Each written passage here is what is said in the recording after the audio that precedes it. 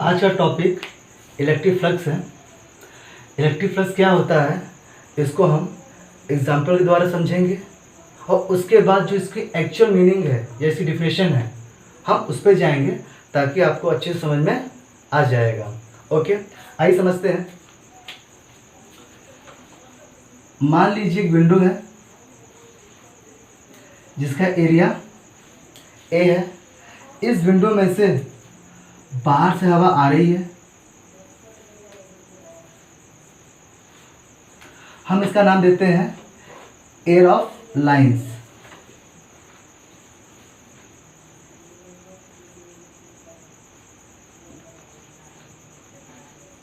Okay, जो ये air of lines है या एयर की क्वांटिटी है इस विंडो को पर सेकंड कितना पार कर रही है हम इसको मेजर कर सकते हैं। कैसे? दिस क्वांटिटी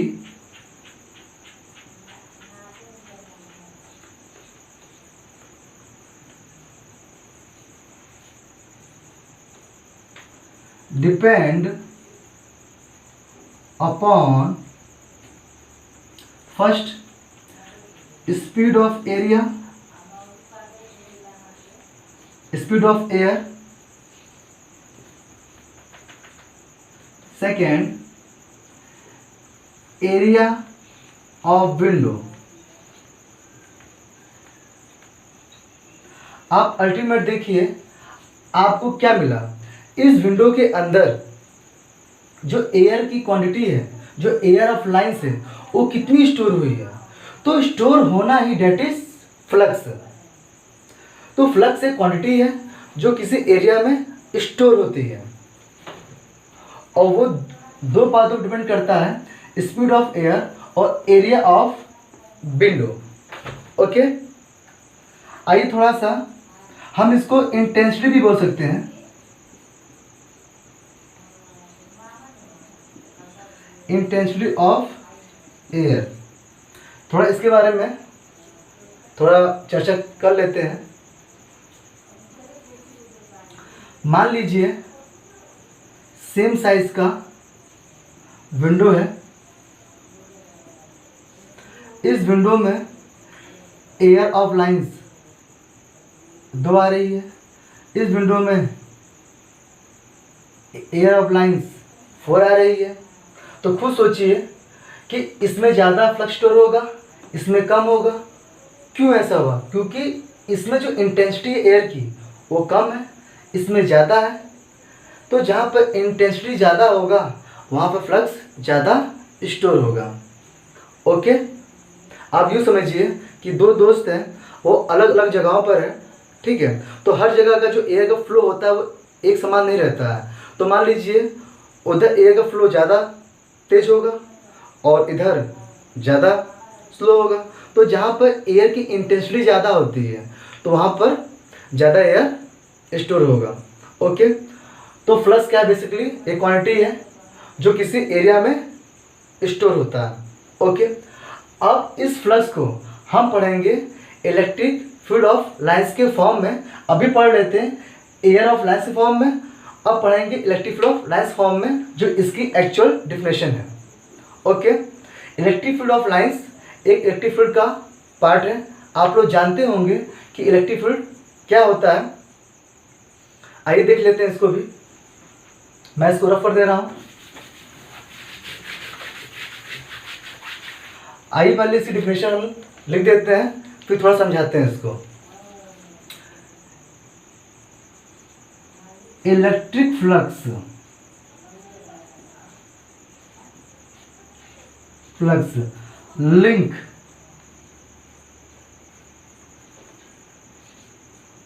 टू ए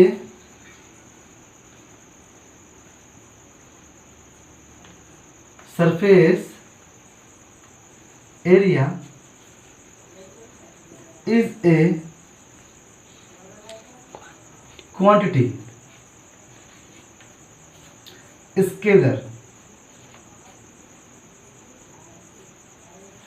अब यहाँ तक बोले देखिए, जो इलेक्ट्रिक फ्लक्स होता है वो हमेशा सरफेस से क्या होता है, वो लिंक होता है। मैंने अभी कहा कि आपको इलेक्ट्रिक फ्लक्स चाहिए तो हमेशा एरिया तो आएगा ही आएगा।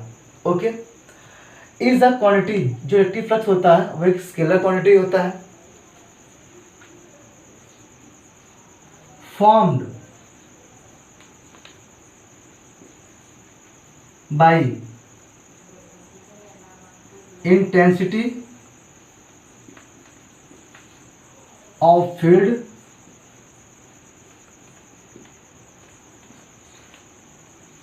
इसका नाम हम ई देते हैं, and area normal to it. अब यहां देखिए इसका मतलब क्या हुआ, जो इलेक्ट्रिक फ्लक्स जो फॉर्म होगा वो कैसे होगा, इंटेंसिटी ऑफ फील्ड, यानी कि जो एरिया होगा उसमें जो इलेक्ट्रिक फील्ड ऑफ लाइंस जो लिंक होगा वो कैसा होगा, वो एरिया के नॉर्मल होगा। ओके, अब इसको बाय द फिगर समझा देंगे तब आपको समझ में आ जाएगा। जो इलेक्ट्रिक फ्लक्स जो लिंक होगा वो हमेशा नॉर्मल टू द एरिया होगा। Okay, to it such that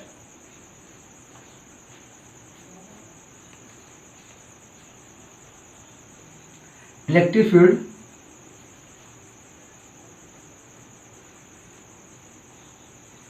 link to a surface area that is phi E बराबर intensity of field into area vector. अब देखिए आपको फ्लक्स यानी कि फ्लक्स को हम लोग फाई ई से डिनोट करते हैं। फ्लक्स निकालने के लिए आपको पहले क्या चाहिए, एरिया वेक्टर चाहिए, और ये क्या है, इंटेंसिटी ऑफ फील्ड, यानी जो इलेक्ट्रिक फील्ड ऑफ लाइंस है उसकी इंटेंसिटी कितनी है, तो दोनों का मल्टीपल होगा तभी फ्लक्स निकल पाएगा। आइए फिगर से आपको समझाते हैं, आप इसको नोट कर लीजिए, मैं इसको रफ कर दे रहा हूँ, ठीक है।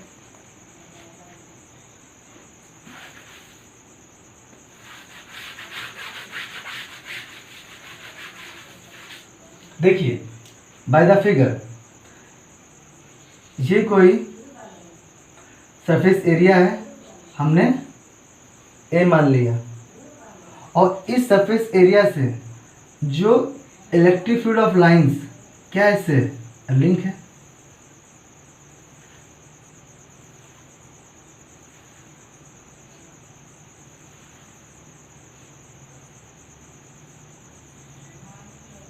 लिंक है, तो आप देखिए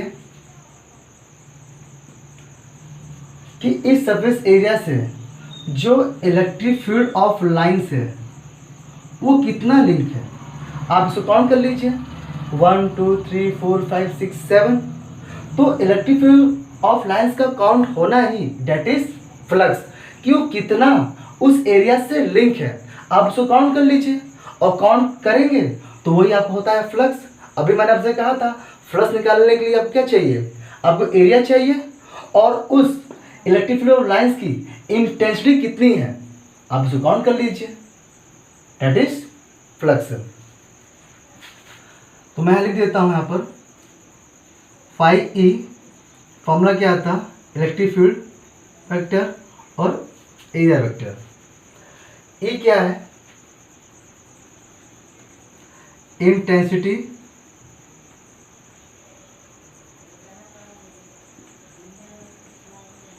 ऑफ फील्ड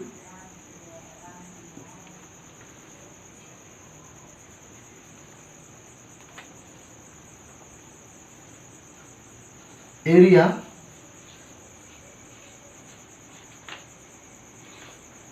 लेंथ, ठीक है। अब यहां देखिए अगर सरफेस एरिया ए है तो इस सरफेस एरिया ए में जो इलेक्ट्रिक फील्ड ऑफ लाइंस की जो इंटेंसिटी है हमने क्या किया, यहाँ पर मल्टीपल कर दिया, तो आपको फ्लक्स इतना आ गया। ओके, अब देखिए अगर ये जो सरफेस एरिया ए है, अगर मैं इसको थीटा एंगल पर टिल्ट करूं, थीटा एंगल पर मैंने इसको टिल्ट किया, तब देखिए जरा यहाँ पर तो ये भी थीटा हो जाएगा, ये 90 हो जाएगा। अब बताइए, जो एरिया सरफेस एरिया ए था, मैंने इसको टिल किया तो एरिया तो ए रहेगा। अब बताइए यहाँ से यहाँ तक जो ये एरिया कवर हो रहा है वो कितना है, तो थीटा के सामने वाली साइड परपेंडिकुलर, इसकी सामने वाली साइड हाइपोटेनियस, जो बच गया बेस। तो आप ज्योमेट्री से निकाल लीजिए कितना आएगा, ए कॉस थीटा। तो अब यानी कि इतने एरिया में इलेक्ट्रिक फील्ड ऑफ लाइंस कितनी लिंक हो रही है, 1 2 3 4 एंड 5। और इससे पहले एरिया जब इतना था तो लाइंस कितनी लिंक हो रही थी, 1 2 3 4 5 6 7। तो आप समझ गए होंगे कि इलेक्ट्रिक फ्लक्स क्या होता है, वो किसी एरिया में ही लिंक होता है। आप उसको काउंट कर लीजिए तो वो फ्लक्स निकल के आ जाएगा। तो अब देखिए, तो फर्स्ट केस क्या था इसका,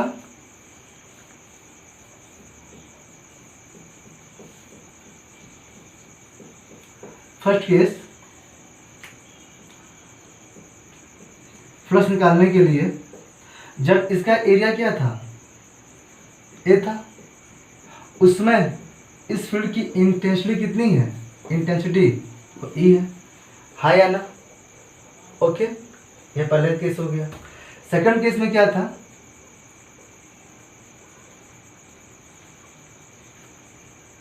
जिसमें फ्लक्स निकालना है, अब इसमें एरिया क्या है आपका, ए कॉस थीटा है। तो ए कॉस थीटा एरिया में कितनी लिंक टच हो रही है, 1 2 3 4 एंड 5, ठीक है। तो इसमें भी इंटेंसिटी है इलेक्ट्रिक फील्ड लाइंस की, तो एरिया कैसा है आपका, ए कॉस थीटा। ओके, तो जब आपका एरिया ए था तो फ्लक्स आपका इतना है, जब आपका एरिया ए कॉस थीटा था तो फ्लक्स आपका इतना है। ये दो केस मैंने आपको यहाँ पर बता दिया है। उससे पहले आप एक चीज़ देखिए, जो एरिया है एक कौन सी क्वांटिटी है, ये वेक्टर क्वांटिटी है। अगर एरिया एक वेक्टर क्वांटिटी है तो हमेशा इसका जो डायरेक्शन होगा वो नॉर्मल टू सरफेस होगा। जो एरिया वेक्टर होता है हमेशा नॉर्मल टू सरफेस होता है। कैसे, थोड़ा देख लीजिए। अगर मान लीजिए ये कोई सरफेस एरिया है, इसका एरिया वेक्टर कहाँ होगा, नॉर्मल टू द सरफेस होगा। ओके, तो आप देखिए यहाँ पर जो थीटा है ना, थीटा एक्चुअल में क्या है, वो इलेक्ट्रिक फील्ड और उस एरिया वेक्टर का बीच का एंगल है। कैसे सर, समझ में नहीं आया तो समझाइए। कैसे हम शो करेंगे कि जो थीटा है वो इलेक्ट्रिक फील्ड और इस एरिया वेक्टर के बीच का एंगल है। तो देखिए, ये तो समझ गया है ना, जो एरिया वेक्टर होता है हमेशा नॉर्मल टू द सरफेस होता है। तो देखिए इलेक्ट्रिक फील्ड कहाँ है आपका, इधर। अभी मैंने कहा था ये अगर सरफेस एरिया है ये तो इसका एरिया वेक्टर किधर होगा, इधर होगा। तो आगे देखिए, आगे इलेक्ट्रिक फील्ड इधर है और एरिया वेक्टर क्या है, इस सरफेस के नॉर्मल है। तो इन दोनों का जो बीच का जो एंगल होता है, ठीक है, वही थीटा होता है। ओके, तो फ्लक्स निकालने के लिए जो इसमें एंगल दिया होता है वो इलेक्ट्रिक फील्ड और एरिया वेक्टर के बीच का एंगल होता है। अभी हम आपको क्वेश्चन इस पर करवाते हैं, तब आपको और अच्छी समझ में आ जाएगा कि कैसे हम एंगल को डिफाइन करते हैं। ओके, फ्लक्स निकालने के लिए देखिए इसी फिगर को हम समझाते हैं अलग से। देखिए, अगर मैं आपसे कहूं इलेक्ट्रिक फील्ड पूरा लिख देता हूं, इलेक्ट्रिक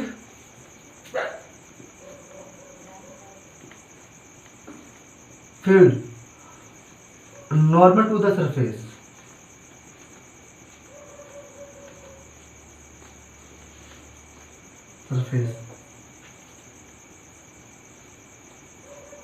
अगर मैंने आपसे पूछा इलेक्ट्रिक फील्ड और कैसी सरफेस के नॉर्मल है, तब फ्लक्स कितना होगा। तो देखिए आप यहाँ पर देखिए, ये सरफेस एरिया है, ये सरफेस एरिया है, जो इसमें इलेक्ट्रिक फ्लो ऑफ लाइन जो लिंक हो रही है वो कैसी हो रही है, नॉर्मल टू द सरफेस।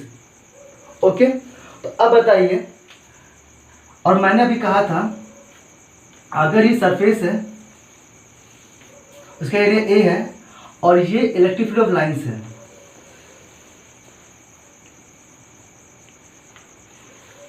तो फ्लक्स निकालने के लिए आपको इलेक्ट्रिक फील्ड चाहिए और एरिया वेक्टर चाहिए, और इन दोनों बीच का जो एंगल होगा वो कहाँ डिफाइंड होगा। तो मैंने कहा ये सरफेस एरिया है, तो इस सरफेस एरिया का एरिया वेक्टर कहाँ होगा, बाहर होगा। ओके, और इलेक्ट्रिक फील्ड कहाँ है, वो भी कहाँ है, इस दिशा में है। तो इन दोनों के बीच का एंगल कितना होगा, दोनों लाइन कैसी हैं, पैरेलल है, एक ही डायरेक्शन में है। तो यहाँ पर एंगल कितना होगा, थीटा 0। अगर थीटा 0 है, आप वैल्यू से पुट कर लीजिए,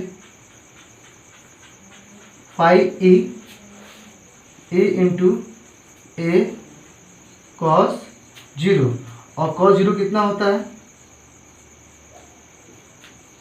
1, तो फाइव ई कितना आ जाएगा आपका ई ए, तो ये आपका फ्लक्स निकल के आ गया। हमेशा सुनिए, फ्लक्स निकालने के लिए अगर एरिया वेक्टर हमेशा क्या होता है, सरफेस के नॉर्मल होता है, और जिधर एरिया वेक्टर होगा, जिधर इलेक्ट्रिक फील्ड होगा, उधर ही आपको एरिया वेक्टर लेना है, उसकी डायरेक्शन को लेना है। ये 2D केस में होता है। अगर आपका सरफेस एरिया 2D है, तो जिधर इलेक्ट्रिक फील्ड की डायरेक्शन होगा, आप उधर ही एरिया वेक्टर को लेंगे, उसी दिशा में। ओके, तो ये सरफेस था, ये सरफेस कैसा है, 2D है, तो इलेक्ट्रिक फील्ड किधर है आपका, इधर है, तो इसीलिए हमने जो इसका एरिया वेक्टर कहाँ लिया, हमने जिधर इलेक्ट्रिक फील्ड है हमने उधर ही ले लिया। ओके, तो आपका इतना आ गया आंसर। अब सेकंड केस में मैं इसको रफ कर दे रहा हूँ, आप समझ गए होंगे। अगर मैं ये कहूँ जो इलेक्ट्रिक फील्ड है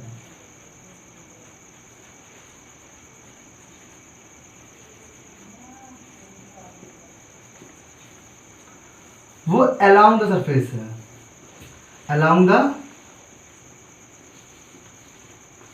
सरफेस है, तो फ्लक्स कितना होगा, इसको समझिए। इलेक्ट्रिक फील्ड कैसा है, अलोंग द सरफेस है। अब मान लीजिए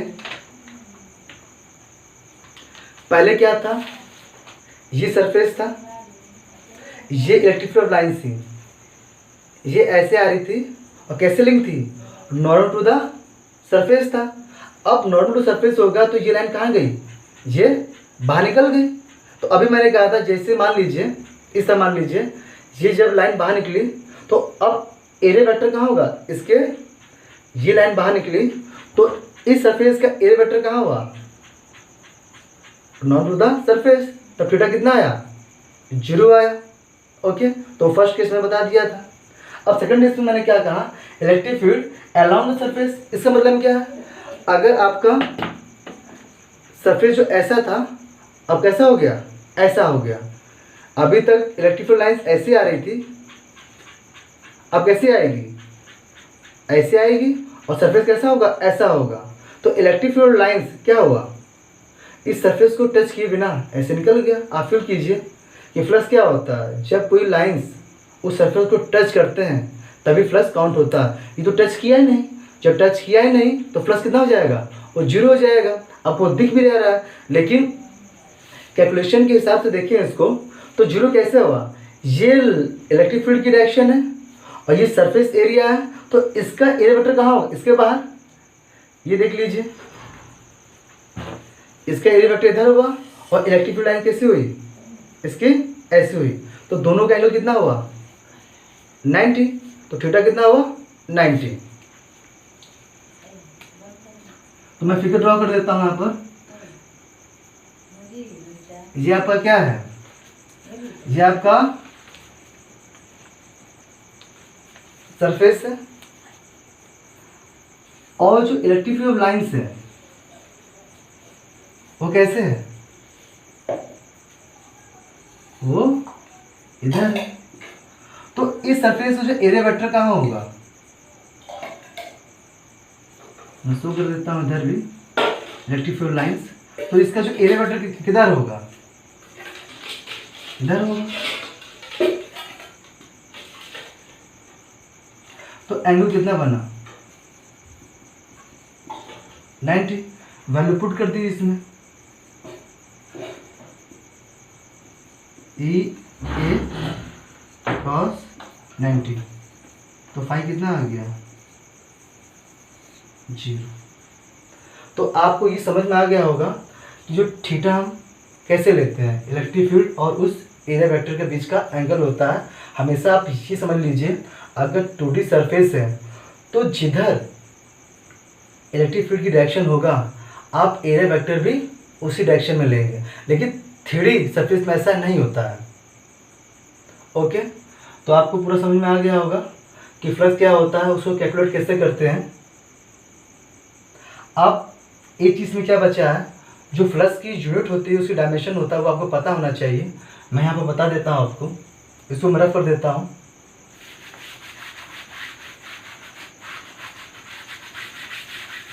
देख लीजिए,